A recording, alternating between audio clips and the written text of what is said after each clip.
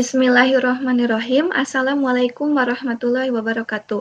Perkenalkan, kami dari kelompok 2. Di sini kami akan mempresentasikan tentang konsep perkembangan dan pertumbuhan dalam teori umum dan Islam.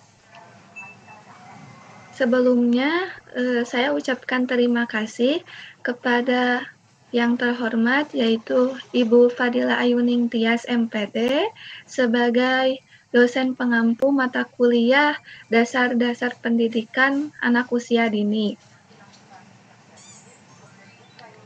Selanjutnya,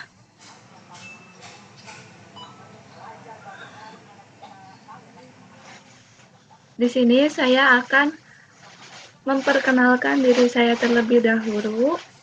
Nama saya Alia Nazla Kartiwa. Saya Husnul Khairunisa. Dan saya Nadif Nazaratul Ula. Baik, yang pertama di sini kami akan membahas tentang konsep perkembangan dan pertumbuhan dalam teori umum dan Islam, yang dimana akan disampaikan oleh Nadifah. Baik, yang pertama, di sini saya akan menjelaskan konsep perkembangan dan pertumbuhan dalam teori umum dan Islam. Jadi, perkembangan dan pertumbuhan merupakan dua konsep yang sering digunakan dalam berbagai disiplin ilmu, terutama dalam bidang biologi, psikologi, dan pendidikan. Menurut Jean Piaget, seorang psikolog asal Swiss, pertumbuhan adalah proses fisik yang terjadi pada tubuh manusia, sedangkan perkembangan adalah proses mental yang melibatkan pemahaman dan pengalaman. Jadi, secara umum, pertumbuhan dan perkembangan merupakan dua konsep yang saling berkaitan namun memiliki makna yang berbeda.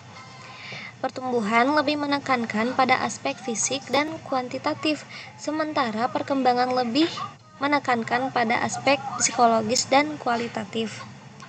Selanjutnya, menurut Piaget, tahapan perkembangan anak dibagi menjadi 4 tahap, yaitu yang pertama ada tahap sensomotorik yang berlangsung dari usia 0 sampai 2 tahun. Yang kedua ada tahap praoperasional dari usia 2 sampai 7 tahun. Dan yang ketiga, tahap operasional konkret dari usia 7 sampai 12 tahun. Yang terakhir ada tahap operasional formal dari usia 12 sampai akhir hayat. Itu sebagai menurut materi umumnya. Di teori Islamnya, boleh dilanjut, Teh Alia?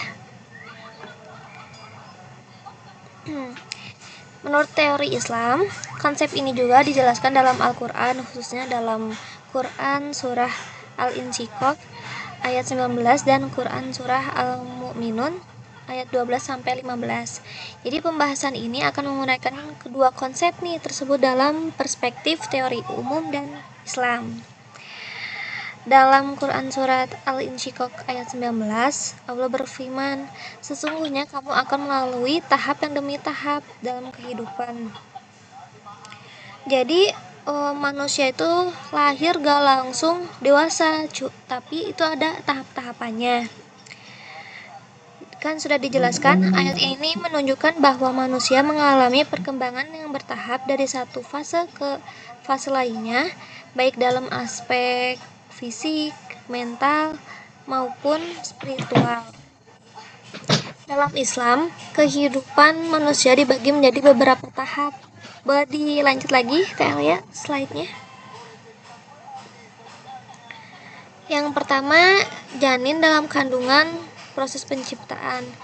Jadi selama 9 bulan, jadi itu masih proses penciptaan. Setelah itu masa bayi, jadi fasenya pertumbuhan awal. Ketiga, masa kanak-kanak, jadi perkembangan kognitif dan fisik. Yang keempat, ada masa remaja dan dewasa, kedewasaan fisik dan mental. Yang kelima, ada masa tua, di mana fase kemunduran fisik hingga akhirnya meninggal gitu. Ayat ini sesuai dengan teori perkembangan manusia yang menjelaskan adanya tahapan kehidupan. Selanjutnya ada dalam Quran surat Al-Mu'minun ayat 12 sampai 15. Boleh dilanjut ya slide-nya.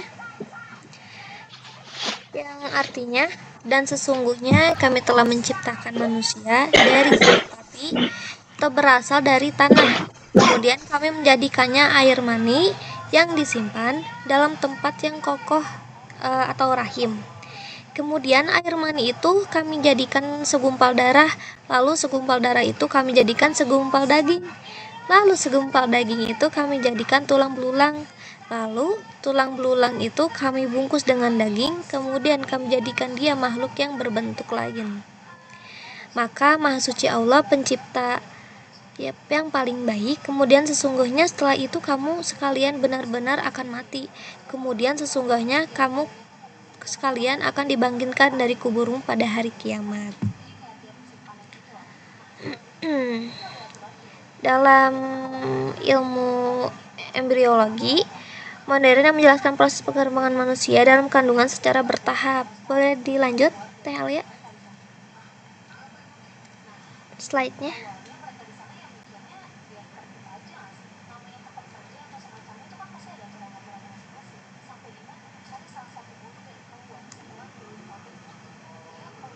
Dilanjut.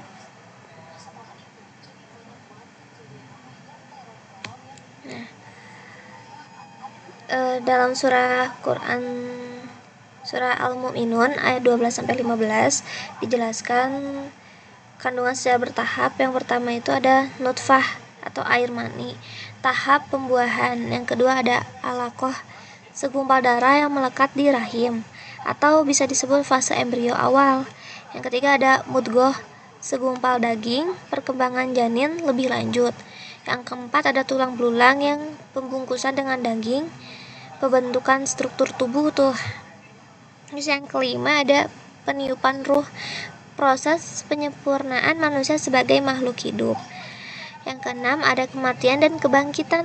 Perjalanan manusia tidak hanya di dunia saja ya, tetapi juga kita bakal lanjut di akhirat gitu. Baik dalam teori umum maupun dalam Islam, perkembangan dan pertumbuhan manusia terjadi secara bertahap. Dalam ilmu pengetahuan, perkembangan manusia dijelaskan melalui aspek biologis dan psikologis. Dalam Islam, Al-Quran telah menjelaskan dengan detail proses penciptaan manusia, pertumbuhan, dan siklus kehidupannya. Perpaduan antara sains dan wahyu menunjukkan bahwa Islam telah lama menggambarkan konsep perkembangan manusia secara ilmiah dan spiritual. Selanjutnya, di slide selanjutnya, potensi lahiriah manusia akan dilanjutkan oleh Teh Husnul.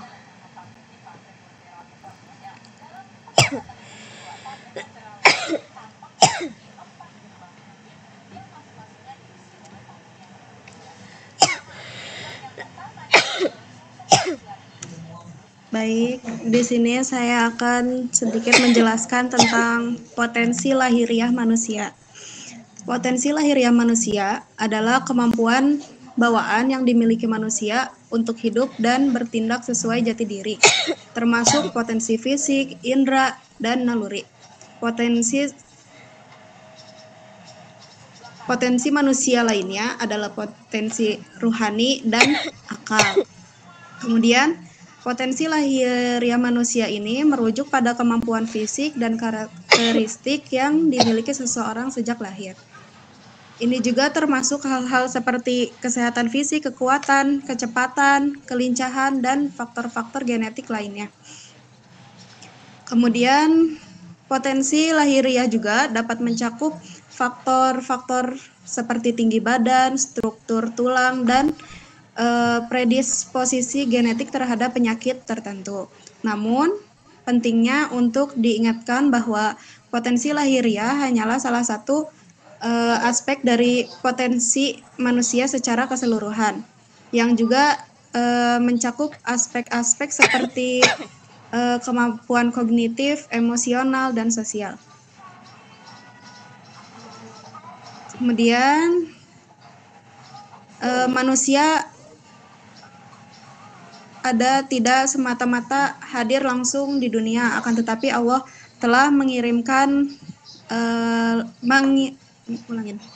manusia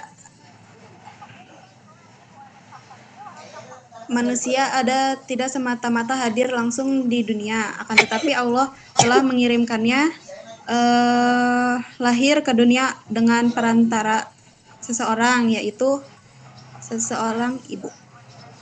Allah mengirim kita untuk bisa lahir ke dunia pastinya mempunyai tujuan dan maksud, yaitu untuk senantiasa bertakwa dan menunaikan perbuatan baik dalam kehidupan. Berisik gak sih? Enggak kan? Dalam surat An-Nahl ayat 78, ini menjadi bukti bahwa Allah telah mengirim kita ke dunia melalui perantara ibu. Dengan keadaan tidak mengetahui sesuatu pun, Allah juga memberi anugerah di saat awal kita menempuh kehidupan dunia dengan anugerah pendengaran, penglihatan, dan hati nurani.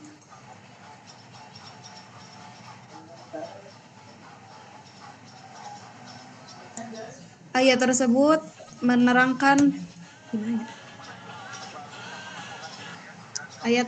menerangkan saat manusia lahir pun Allah sudah memberinya anugerah, yaitu penglihatan untuk melihat sosok ibu serta melihat indahnya dunia, pendengaran untuk mendengar suara, dan hati nurani untuk menjadi manusia yang bersyukur atas semua anugerah yang sudah dilimpahkan.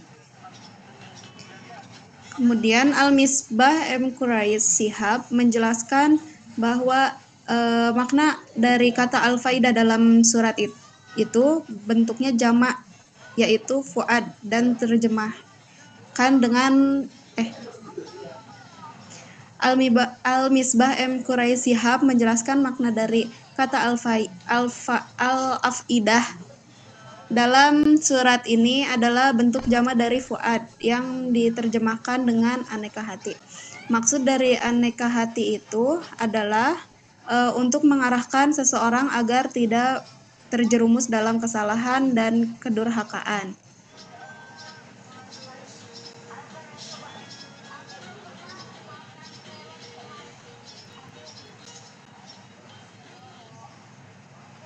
Kemudian manusia juga mengetahui fase-fase pertumbuhan janin, tetapi tidak mengetahui bagaimana proses janin tersebut berkembang di dalam rahim seorang ibu. Sehingga mencapai kesempurnaan, Allah mengeluarkan manusia dari rahim ibu dalam keadaan tidak mengetahui apapun. Tetapi Allah memberi anugerah pada manusia sebelum ia lahir dengan diberikan anugerah potensi, bakat, dan kemampuan seperti berpikir, akal, berbahagia, mengindra, dan sebagainya. Mungkin cukup sekian. Materi selanjutnya akan dibahas oleh Alia.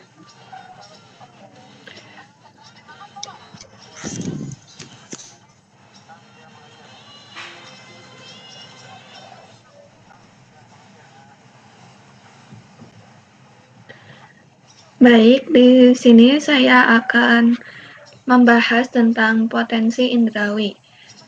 Yang pertama yaitu potensi indrawi merupakan kemampuan anak untuk memahami dunia melalui panca indera. Kemampuan ini dapat dikembangkan dengan memberikan rangsangan sensorik yang tepat. Stimulasi sensorik tidak hanya merangsang imajinasi anak, tetapi juga membantu mereka memahami lingkungan secara lebih mendalam. Dalam Islam, potensi ini dikenal sebagai hidayat al-hasyiyat atau potensi indarawi. Pada tahap ini, anak belajar melalui pengalaman sensorik yang memungkinkan mereka mengenali berbagai aspek lingkungan. Dalam pendidikan anak usia dini, stimulasi sensorik sangat penting karena dapat meningkatkan kemampuan observasi dan sensitivitas anak terhadap berbagai rangsangan di sekitarnya. Bermain di luar ruangan serta mengeksplorasi tekstur, suara, dan warna merupakan cara efektif untuk mengembangkan potensi ini. Selanjutnya di sini ada pun cara yang dapat dilakukan oleh pada orang tua untuk mengembangkan potensi anak sejak dini, antara lain yaitu Yang pertama, mengenali potensi anak. Yang kedua, memberikan stimulasi yang tepat untuk anak. Yang ketiga, memberikan dukungan penuh kepada anak. Yang keempat, memberikan pujian kepada anak. Yang kelima, mengajak anak untuk memainkan imajinasinya dalam berkreasi. Kemudian yang keenam ada mengarah kemampuan anak. Yang ketujuh, mendorong anak untuk belajar. Kemudian di sini selanjutnya ada manfaat pengembangan potensi indrawi, yaitu ada 5. Yang pertama, membantu anak mengenal dunia di sekitarnya. Yang kedua, membantu anak mengembangkan imajinasi dan kreativitas. Yang ketiga, membantu anak mengembangkan rasa percaya diri. Yang keempat, membantu anak mengembangkan keuletan dan ketekunan. Yang kelima, membantu anak mengembangkan kemampuan menyelesaikan masalah terbuka. Selanjutnya di sini saya akan membahas tentang potensi akal, yang dimana adanya hakikat potensi akal. Hakikat potensi akal, kata potensi berasal dari bahasa Inggris, yaitu potential, dan potentiality yang masing-masing memiliki arti tersendiri. Kata potensi berarti kekuatan, terutama kekuatan yang tersembunyi. Kata potensial memiliki arti ditandai oleh potensi, memiliki kemampuan terpendam untuk menampilkan atau bertindak dalam beberapa hal, terutama yang berkaitan dengan bakat atau inteligensia. Sedangkan potensi berarti sifat yang memiliki bakat terpendam atau kekuatan untuk bertindak dalam sikap yang pasti di masa mendatang. Pendidikan anak usia dini mendukung pengembangan kemungkinan ini melalui kegiatan yang merangsang pemikiran kritis dan logis, seperti permainan pendidikan, pembacaan cerita, dan diskusi kelompok. Anak-anak untuk berinteraksi dan belajar dengan ide-ide baru untuk mengenali kausalitas. Oleh karena itu, pendidikan pada tahap ini berfokus pada pengembangan keterampilan berpikir dan keterampilan sosial yang diperlukan untuk kehidupan sehari-hari. Selanjutnya di sini yaitu ada cara mengenali potensi anak usia dini. Di sini ada 8. Yang pertama, berikan stimulasi yang tepat. Yang kedua, beri ruang untuk bereksplorasi.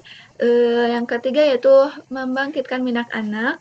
Yang keempat yaitu belajar mengenali ekspresi anak. Yang kelima, bangun komunikasi yang efektif. Yang keenam yaitu berikan kesempatan berkompetisi. Yang ketujuh yaitu ajaklah anak melakukan tes bakat. Yang kedelapan yaitu berikan fasilitas yang memadai. Kemudian di sini yaitu bagian adapun beberapa bidang, diantaranya ada 6 bidang pengembangan anak dalam pendidikan anak usia dini, adalah yaitu yang pertama nilai agama dan moral. Kedua ada fisik motorik. Dalam fisik motorik terbagi menjadi 2, ada motorik kasar dan motorik halus. Kemudian ketiga yaitu sosial emosional.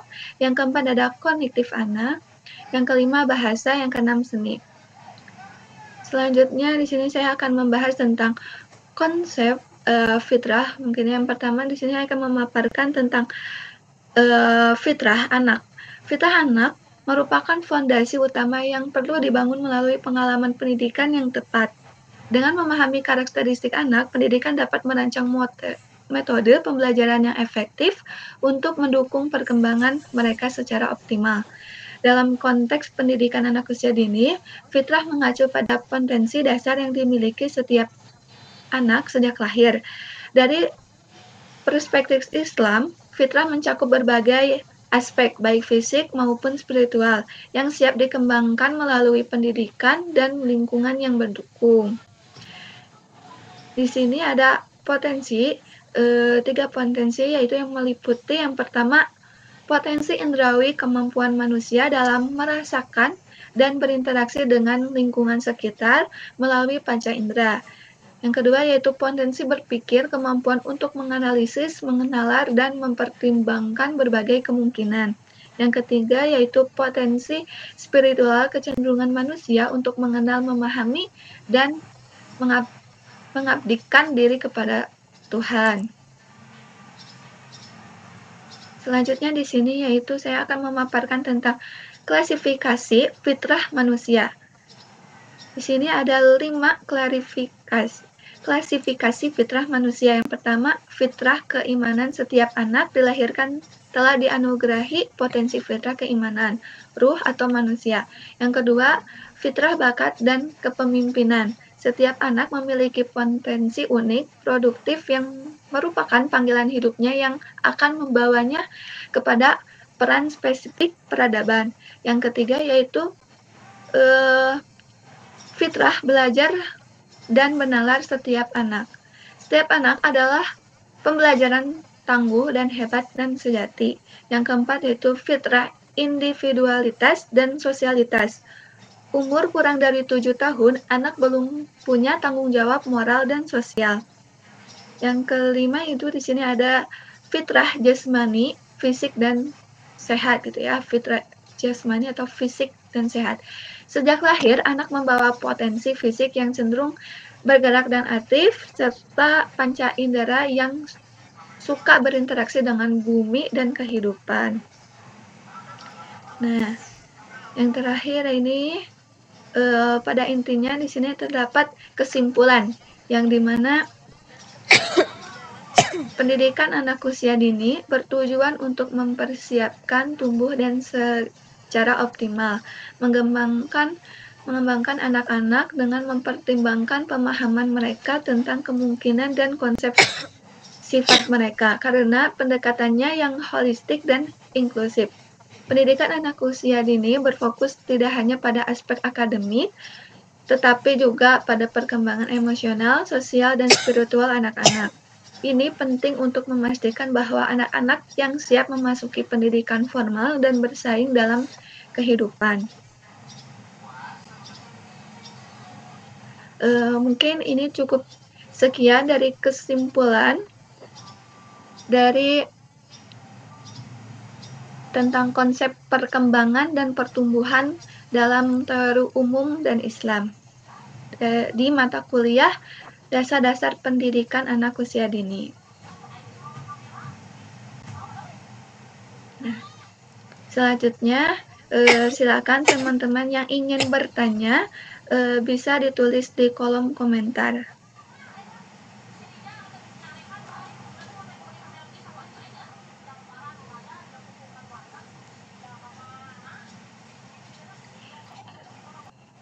Demikianlah presentasi dari kelompok 2. Kami mohon maaf jika ada kesalahan dalam penyampaian. Jika ada pertanyaan atau masukan, silahkan tulis di kolom komentar. Terima kasih atas perhatian. Wassalamualaikum warahmatullahi wabarakatuh.